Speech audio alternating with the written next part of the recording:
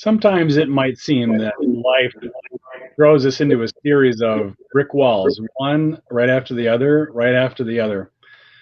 But what if through the journey we were able to find a stronger measure of flow?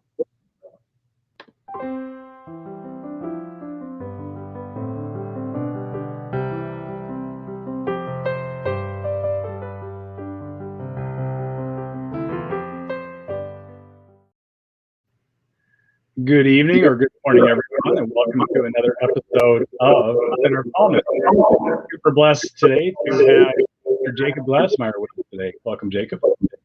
Thank you so much, DK. All right, thanks so much for being here. And you're calling in today, if I understand right, from Orlando area? That is correct. Yeah, down here in the world of Mickey. All right, the world of Mickey Mouse. But thankfully, a few things more serious than Mickey Mouse happening most of the time there, right? Absolutely. If I could just ask quickly, how is the summer been progressing? How's any remaining COVID concerns, things like that? Well, down here they have implemented people wearing their masks again, pretty much in everything. Oh no. I know in some of the grocery stores it's an option, but the employees have to wear them. In the hospitals, everyone's wearing their masks again, etc. So, but shops are open. That's good and super important, right? Commerce going and particularly people connecting and mixing again, right? Yeah. I mean, the human touch connection is so important for us in this world that we live in. Absolutely. And I particularly am interested in the mood there, as well as kind of how, and we haven't really introduced perhaps the major topic here yet of Tai Chi, but how your practice of Tai Chi has affected your ability to kind of navigate right through what's been a difficult time for most people. Yeah, well, I tell you, DK, at the beginning, March of last year, when I started getting the emails and the phone calls of the places that I teach for in person, saying we're on hold until further notice, I had to find my center of calmness because I was stressed, for a better lack of words, of what to do and how my livelihood would continue. And I had the opportunity to be reached out to by some different companies and some that I was working with already. And they asked me to be able to do these classes virtually. And that has really opened up literally a whole new world for me. Awesome. So how are you finding that progressing, and how is this new venue working out for you? It's working out very well. I mean, I have the chance to reach people around the world. There's been some classes that I'll have someone in Hawaii, into Canada, Scotland, and then all the way into West Australia in one class. And you can't do that in person unless they come to where you're at. And some of the classes, I'd have 53 plus people in the class. And the last time I had a class that size, it was a friends and family event for I can only say the largest theme park in the world for their friends and family. And they had 50 people in one class. But here, this was an opportunity like you and I right now from Texas to Florida, being able to connect and bring people some calmness throughout the external stresses and the ones that we build in some ways inside of ourselves. Absolutely, that's so important, and such a powerful capability now to be able to reach anyone anywhere in the world, right? Through Zoom, through StreamYard, other methodologies to make that connection and share what you've been building. If I could ask, Jacob, how did you find your way to Tai Chi from the other practices that actually we were talking about before the show started? Yeah, well, I've always had a love for martial arts. As a matter of fact, my father put me in the YMCA as a freshman in high school because he got tired of me doing jump front kicks through the kitchen and through the living room and making nunchucks out of broomsticks and chains. So I said, okay, you're going to go to the YMCA. And that began my journey of martial arts through Taekwondo. And Taekwondo's been a part of my life for close to 40 years now. But and I started exploring other martial arts as well, from Jeet Kune Do, which is the art that Bruce Lee created. There is Muay Thai, which is from Thailand, weaponry, which is mostly from Okinawa, and there's a saying or a proverb, if you will, in China for Tai Chi, is that when the student is ready, the teacher will appear. And I was a student, and my teacher appeared inadvertently. I received an email that said Tai Chi will end at the first month of July, and here I was in June. I was like, well, I never got the first part, but I guess you could, it was serendipitous, because he and I were after we were having lunch this Friday, have been in touch through all those years. And I would see him, it was probably up until the December before the pandemic, that I would see him every week for an hour's class. And every time we had class, it was something different. His knowledge just amazed me. You know, the background in my other martial arts, I never went as deep into, from knowledge and history and benefits, etc. It was all very external.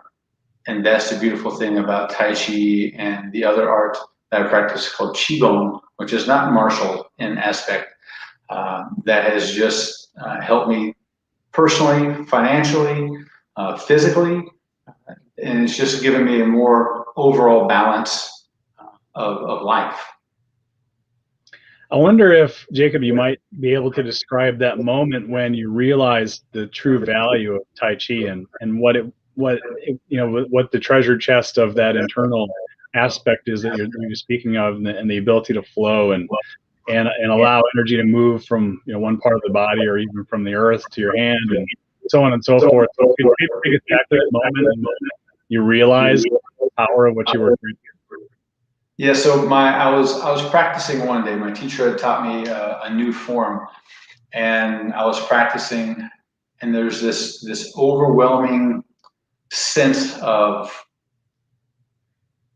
I don't know if you would call it power or energy or something, and something much bigger on the inside of me. And as I was finishing going through what that posture, that movement was in Tai Chi, and I was like, wow, I've never felt anything like this ever before. And I told my teacher, and he said, well, don't look for it. If it happens, then it's there. But we're always moving our energy. When I was in the United States Army, I was an M1 tank driver, and we'd look through the thermals of the tank where the round was going to go, and we would scope and we'd see the other soldiers downrange, etc. And you would see their heat signature, or that heat is energy. It's not something completely different. That's their energy, and it was radiating. So we're always radiating our energy. And when I started to experience the tingling sensation in my hands while I was doing that movement, I looked at my hands, and I call them hamburger hands, because when you have ground hamburger, it's red and it's white, right? And so the palm of my hand was splotchy like that. Oh, nice. And then I discovered this is really that radiant heat that has been increased. And some will use that. I said, well, what do I ask my teacher? I said, well, what do I do with that? He said, well, you can just bring it back inside. Maybe there's some area that you want to touch and let the energy travel back through you. Or you can just kind of just wipe it away and let it be gone. And sometimes I experience this, sometimes I don't experience. But like my teacher said, it's not that you go to look for it, but as the fluidness of Tai Chi carries you along, you can now discover how we can carry ourselves along throughout life. And even though a wave may come to you that's higher than what you think you can overcome, knowing that the swell comes up, but on the other side it goes down. And that's the moment that we try to find our rest, our, as you would say, center of calmness. Absolutely, yeah. To let the, like you said, let the whole wave go by. Yeah. Now, when you found that moment and you began to experience and practice with that, how long was it from then before you noticed some sort of longer lasting impacts, perhaps to your stress level, your internal strength, your ability to take in things that were coming from external, maybe pressures or things like that? What kind of life experiences did you observe as you carried the practice forward? Well, I'll tell you, DK, when I was 25, I was diagnosed with testicular cancer. And then the cancer came back after the operation, it came back into my torso. And through that experience of my life and through that experience of being morbidly obese afterwards, I have a different outlook on life, because my doctor told me that it was 98% curable, but I could have had that mentality to be at the peak of that wave and say, well, I'm going to be that 2%. And so my outlook on life since then has been more kind of like, I would say, the waves over my shoulder here, no waves. I try to become calm just within myself. But once I started practicing Tai Chi on a regular basis, my teacher said, well, you can come to see me for a tune-up. And that's what I tell my students, because it's in those moments that you practice by yourself that you really discover that those things that used to bother you a lot bother you a little less. And those things that bothers you a little less bother you even less. And so as I started practicing, I discovered that because of where I live, there's a lot of people driving, and there's a lot of people that drive in a particular way that's not to my fancy. And through that, I discovered that I wasn't as upset. I'm not saying that I don't get upset, but I'm not like, well, I'm going to go, punch the gas and catch up and teach them a lesson, which of course they don't care at all anyway. Right. But in myself now, I would say that's probably the number one thing that I feel personally, that I'm calmer when it comes to when I'm driving from place to place, which is very beneficial since I'm probably going to go teach Tai Chi to somebody else. But another experience that I may share with you, DK, is that I went to an auto dealer, and as I was purchasing this vehicle, I sat down with the finance officer, and she said, what is it about you? You just have this calmness about you. You just seem like this very good energy about you. And I've had a couple experiences like that with people that I've never met before. And they just say the way that your energy is very calming. You seem very sublime in the way that you speak. And that in of itself just lifts my energy and lets me know from an external response that I'm on the right path. And that right path is helping me carry others on that same correct path. That's so important. I'm really glad you mentioned that, because I have also, in my own journey, learned that calmness in itself is something that can be cultivated as a capability or a skill set, right? Where folks Correct. that it is in the absence of tension, it is actually calmness, and it's identifiable, recognizable. And the other thing I wanted to note is that you're the second martial arts master that I've spoken with recently that speaks of driving traffic being serious stressful. So it's interesting you brought that up along with the other individual, and that you find that internal practice really helps to shift your mindset in the moment, if you will, right, as those inevitable near collisions and being cut off, and all the dynamics of being in Florida traffic, as well as in Houston traffic here, where there's some little bit of aggression going on, right? And I think folks kind of forget themselves a little bit. But it's Yeah. interesting you mentioned that as being one of the more significant stressors. Yeah, because in reality, it is, right? It strikes us. Yeah. Yeah. And for me, discovering the Tai Chi, or should I say Tai Chi discovering me, and then my teacher later introducing me to Qigong, which is a medicinal work of energy, where Tai Chi is considered to be more of a martial work of energy, that they both really complement each other. But it's in that time that I encourage my students to practice the movements that speak to their bodies the most. So they're more apt to practice more often. So then they're more apt to be able to feel that calmness inside.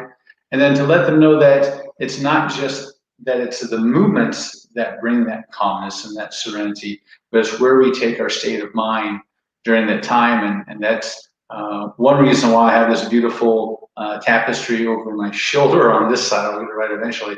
That when we're practicing, and this is actually the studio that we practice in, then I can invite people to say, let's go to the beach. So in class, I don't use left or right. I say, let's go to the beach, or let's go to the yin yang tapestry, and just touch on that just a little bit here and there of how this, even though the emblem is still, that it shows movement, and how we can always continue to move through life and have some things that are stressful and that are not, but at the same time, we look for that moment that we can find that peace and that calmness and revel in that, and then apply that to everything else that comes our way. Absolutely. And I really like the use of visual illustrations, the direct connection, right? So the individual doesn't have to think, no, to either go for the beach or the yin yang, right? There's no translation required with that. No north, south, east, west, and some of the other seemingly more complicated methods of describing where to go and when. That's super awesome. So I wanted to ask also, when students come to you, and perhaps because you come from a place of calmness, you might be able to feel their stress state. I wonder how you observe folks are coming to you these days, and how do you discern whether they need a bit more Tai Chi or they need a bit more Qigong, and what do you find are the strengths of both of those practices for bringing someone from stressed to coma? Yeah. Well, my background also stems into personal training, and with that, I guess I have a quite a lengthy portfolio of people that have different types of abilities and disabilities. And when I through that practice and through that work of personal training, I've been very intuitive that when someone comes to me, I can already see something about either how they're walking, the look in their eye, how they carry themselves, to what state of mind they might be in. And so as we're going through class, I can see or feel that there's this tenseness about them. Sometimes people will come in and they're just like, yeah, it's been a great day. This is just going to be the cherry on top of the cake. I'm just going to love this so much. And then I've had people like Savannah, who I gave her very first class to, and she just gotten a job where she actually lives. And after we took class, it was her first time. And she said that was the most relaxed she had ever been. And these types of stories come to me time and again. There's a gentleman who is a disabled veteran, and when he comes to class, I can already see the tension. He suffers from some PTS. He may have some depression. The pain, just the pain itself, which I experience on a periodic time myself in my low back and knee. That when he comes in, it's just like, I can see the look in his eyes. I'm so ready for this. I've been waiting for this. And then when we finish, and just that sublime look comes across his face, and this big smile comes across his face, and he's like, that was really good. The first time he took class, he said, I'm a lot happier now. Nice. And I was curious to why. Because of his injuries, he told me he was only able to stand no more than, say, 15 minutes, and he stood for 36 minutes. And with that, he just got this big gleam in his eye, and he's like, yeah, I'm gonna come back. And so every time he comes back to class, he's just like, oh, I felt that pop. That was really nice. And oh, this opened up. And even the folks I work with at the senior location, they have told me time and time again, their doctor said, you need to take Tai Chi. Your doctor, my doctor said, it's really good for the stroke that I have. The doctor told me it's really good for the balance that I need. and the list just goes on. And that just gives me that fuel to fill my tank once again. So when I wake up in the morning, I'm just like, yeah, let's go out there and definitely put some positivity and some connection into people's lives. So important, right? Like you mentioned, there's so many different ailments, if you will, that can be directly impacted by your work.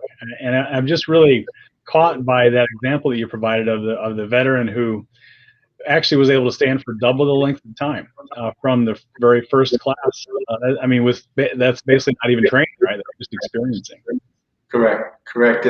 And with the difference between Tai Chi and Qigong, so to put this into English, right, Tai Chi means grand ultimate. The full name of this ancient martial art is Tai Chi Chuan, which means grand ultimate fist. And somewhere back in the lineage of Tai Chi, someone started doing it slowly, and they started to discover different health benefits that can add longevity, increase balance.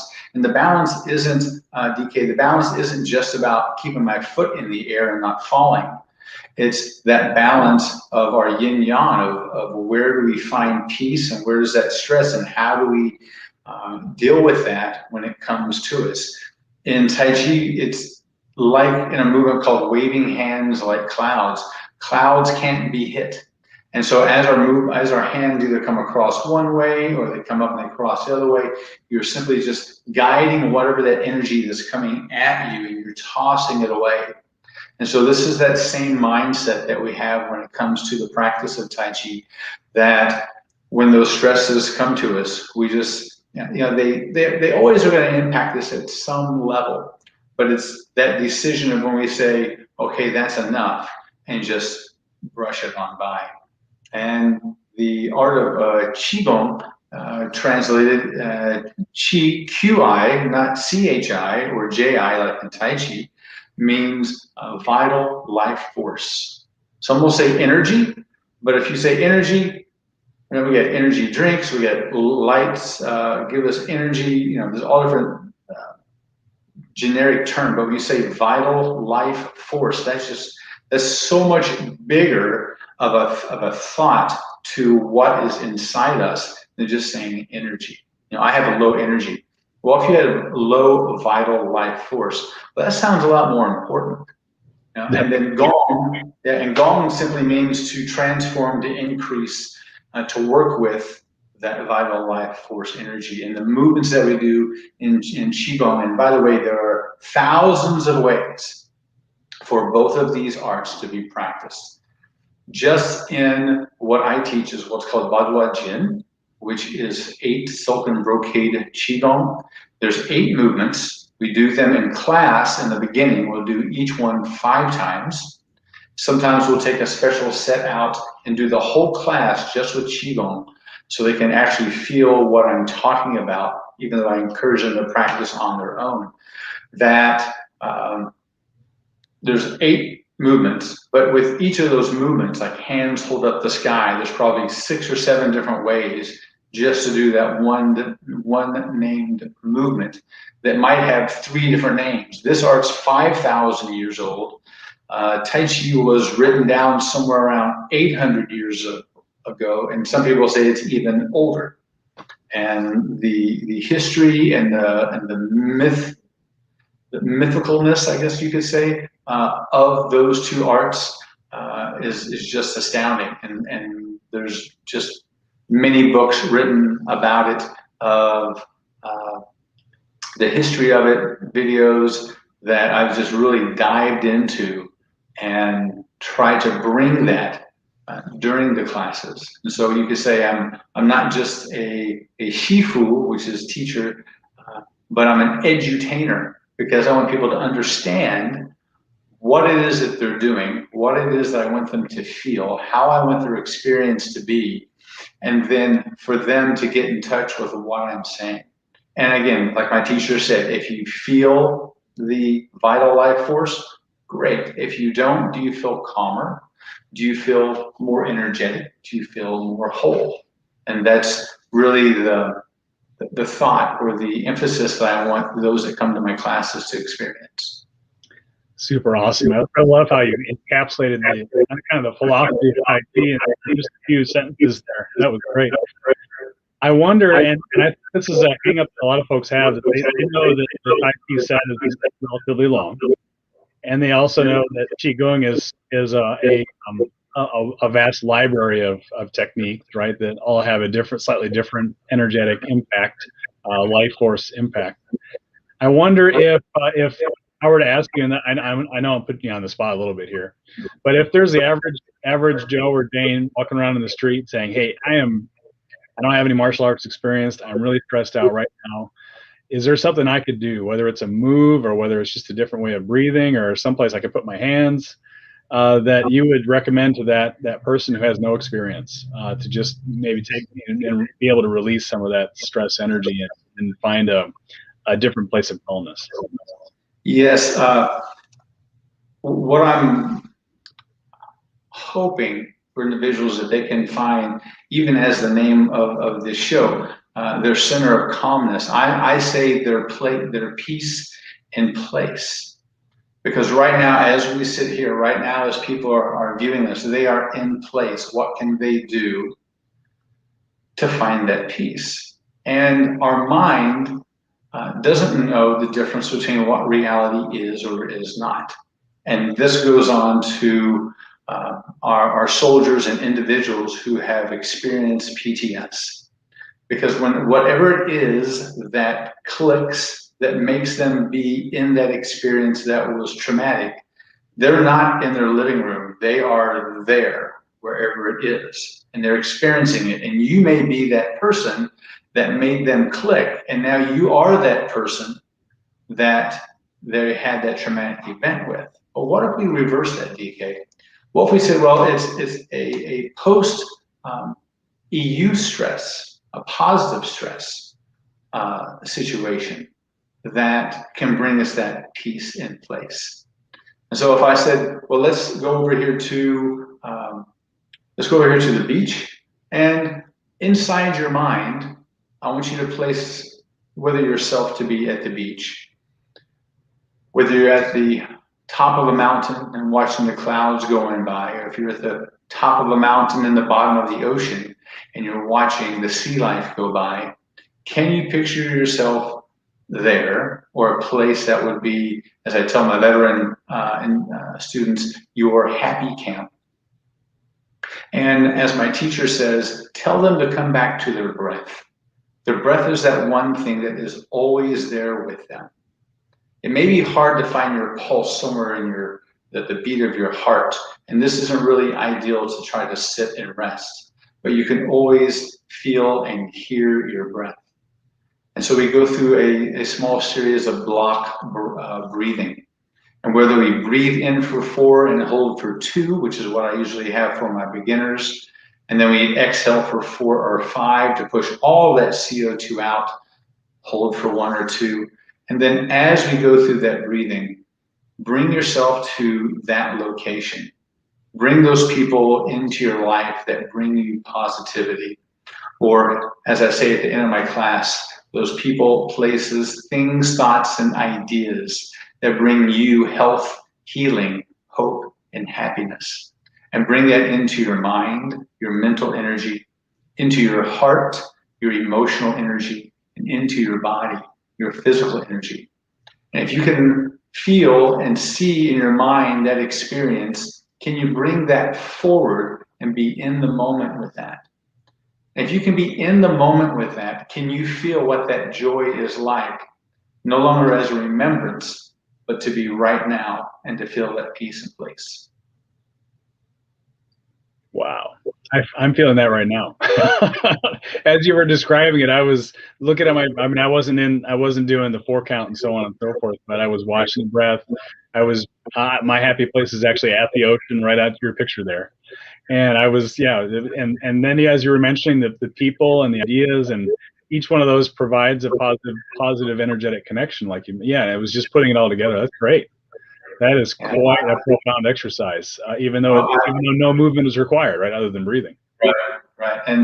And I had gone to the Orlando VA Medical Center for a outpatient procedure, And as I was laying there in the hospital bed, usually I would go back to that time when I was going through cancer, which was very stressful. And I can't remember what my blood pressure or resting heart rate was then, but I know I looked up at the monitor while I was there in the hospital bed, and my resting heart rate was like 53. My blood pressure was like 114 over 67. And I just kept focusing on my breath. And the beautiful thing about Tai Chi is that you can practice it anywhere. You can practice it internally, right? You can practice it with one hand. You can practice it sitting down. I practice it sitting at the beach. And there's always an adaptation. And that's the beautiful thing about this art, is that when I work with the veterans, when I work with the children, when I work with the seniors that have limited range of motion, I don't say put your arms all the way over your head, because there's one lady that both of her shoulders have issues, and so her over the head is right about here. So I just say, I want you to reach up to the stars. And we're going to reach higher than Bezos and Branson went. Matter of fact, we're going to reach past the International Space Station and past Mars where the rovers are. And I want you just to take your mind into this place and pull all that energy that's created from here to there and bring it back into you. And just to be able to see individuals who have come to class that were either told me later, I didn't realize I held that much stress in my hands. And if we hold stress in the hands and we think about our fascia system, that's a beautiful thing about Qigong, is that the fascia is like a webbing through the entire body. So if my fascia is tight here and it pulls on my shirt, it pulls all the way across. And so these movements from Qigong not only help to stimulate our lymph system, but opens up our fascia, which then allows for our tendons and ligaments and muscles to come back to that anatomical range that they're originally designed to have. And to be able to see the individuals I work with gain more function simply because of those movements, that's the cherry on top of the cake for me. That's so huge, yeah. And with that fascia and being able to work with that, a lot of folks, I'm sure, are working with a system that they haven't touched in decades, right? Yeah. That is likely very tight, and then just to be able to experience that openness and relaxation through that system alone, and the range of motion that results, so huge. Yeah, it's pretty amazing. And the movements through Tai Chi, because Qigong doesn't require that much coordination, requires some, but Tai Chi is more dynamic because we are stepping. Now, when I teach, and especially from this studio, because my range of motion is limited in space, I teach in a way that can fit anyone that's on the other side of the screen with the amount of space that they have. And we simply use the steps that they use to walk into their area, their piece in place, to practice and take class with me. So in Tai Chi, if you ever look up, and everyone else do this as well, but take a look and just put in Tai Chi competition. And these individuals are just magnificent. But there's no way that these movements that they do that I can do now in my 50s, that others can do in their 60s, 70s, 80s. I have one gentleman that comes to class, he's 98, and he's a World War II veteran. And we were sitting in class one day. It was fantastic because DK, it was just he and I. And we're going through some movements, and he sits there and he goes, "Can you just teach me something I can do in my room?" Awesome. So that means I had to bring something that could be just as simplistic as possible. And the movements in Tai Chi all have unique, beautiful names. Some go back into the opera setting of where some of the Tai Chi movements came from. But there's not one movement in regards to the martial aspect of Tai Chi that is wasted. Matter of fact, in the practice of Tai Chi, it says that we are a steel spring wrapped in a cotton ball. And so we're very soft and fluid on the outside, but the power, the Fa Ling, I believe it's called, the energy that we release when we have to, is just very powerful. And then we come right back to that very calm state. So it's the maximum amount of energy with the least amount of force. And the movements themselves so for instance, parting the horse's wild mane. And I say, look at that. We are actually having equestrian therapy, and we didn't have to leave the comforts of our home. And the young lady that I mentioned to you before, Savannah, who said it was the most peaceful that she ever felt, she said, well, as a matter of fact, my mom has a horse, and so yes, I have brushed a horse's mane. And the unique thing about horses is they can feel your energy. If you're nervous, then they're going to be nervous.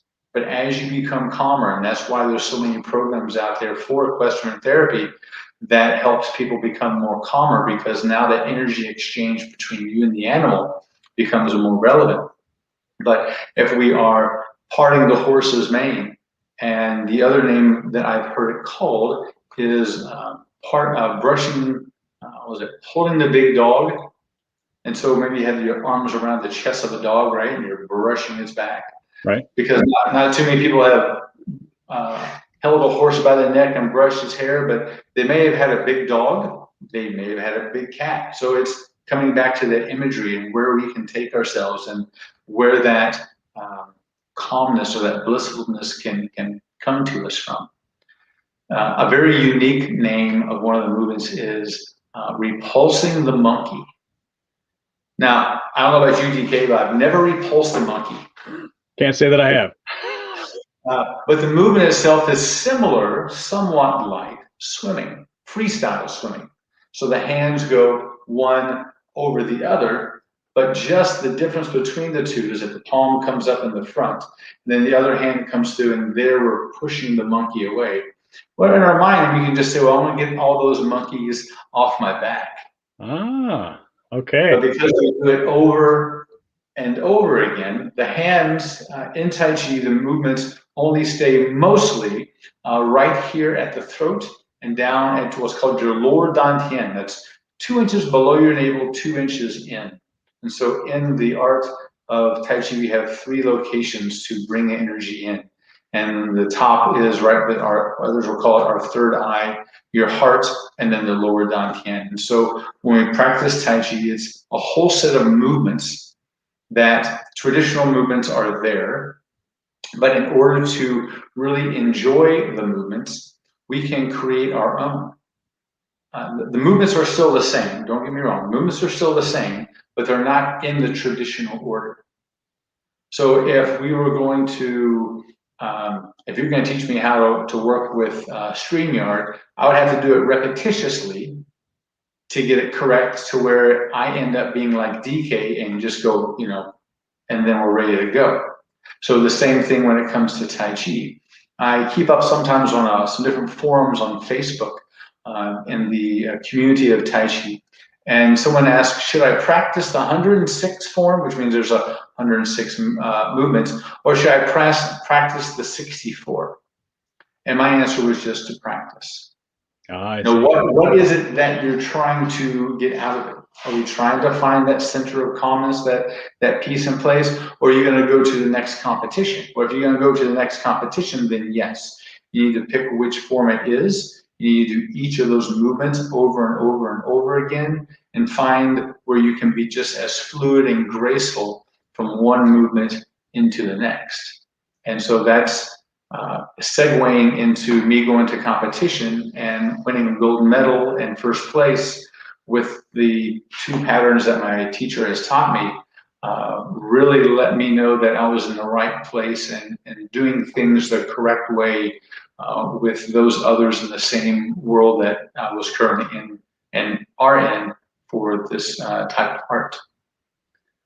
Nice, awesome. I really like it.